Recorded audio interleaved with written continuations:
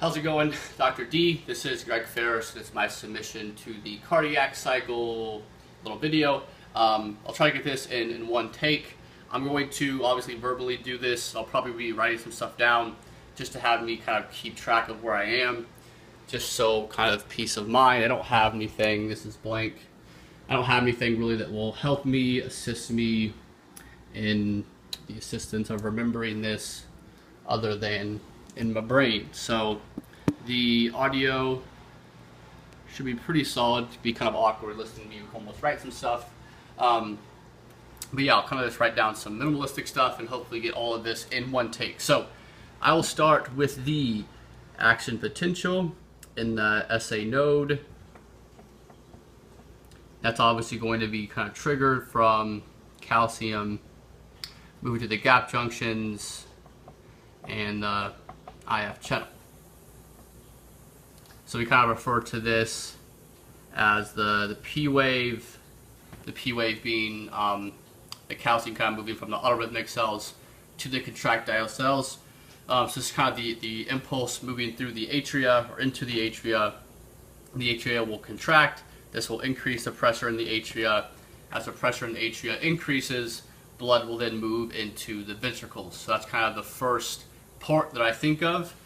Then in the second part, I think of the kind of QRS complex, and also when the AV valves will open. So again, this is kind of the impulse traveling from the atria then into the ventricles. We have the bundle of His and the Purkinje fibers. So as the impulse travels through the bundle of His, it's a little bit slower. So there was a slight delay there of about 0.12 to 0.16 seconds. But in the Purkinje fibers, it's a little bit faster, or quite a bit faster, because there are more gap junctions. The more gap junctions that are available, the faster the calcium kind of moves through. So in a similar fashion, during the second part, now the pressure of the ventricles will contract. The ventricles contracting will increase the pressure in the ventricles. So P vent is increasing. So at the same time though, as the pressure in the ventricles is increasing, we can call that depolarization. The pressure in the atria is actually decreasing, it's relaxing, or we can refer to that as repolarization. So we have this relationship where pressure in the ventricle is increasing. That little graph that you showed us. So now pressure in the ventricle is between pressure in the atria and the aortic pressure.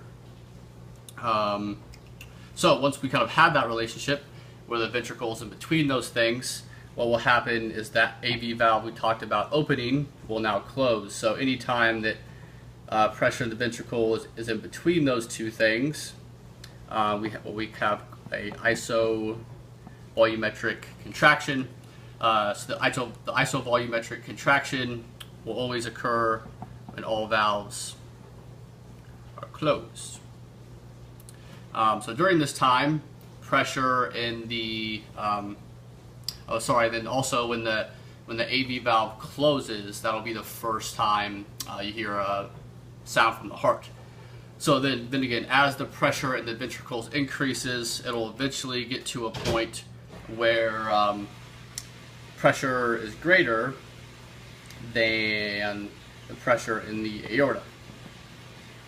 So once this occurs, this will lead to the semilunar valves, a new valve, opening. Okay, and as soon as the semilunar valves open,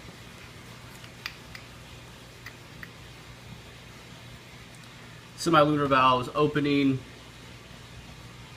will lead to ejection. That of course will is equal to 1 stroke volume.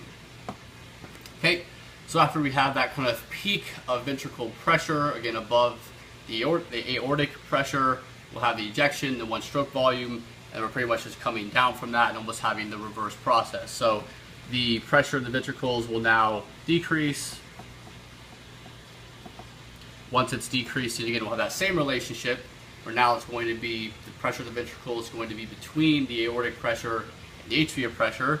So this time we will call it isovolumetric relaxation. So as opposed to the first time when it was coming up, it's going to be isovolumetric contraction as the pressure of the ventricle is coming down. On the other side of kind of the peak there, it's going to be isovolumetric relaxation. So again, just as we talked about, the only way it can be isovolumetric is if all valves are closed. So we talked about now the semilunar valve will have to close.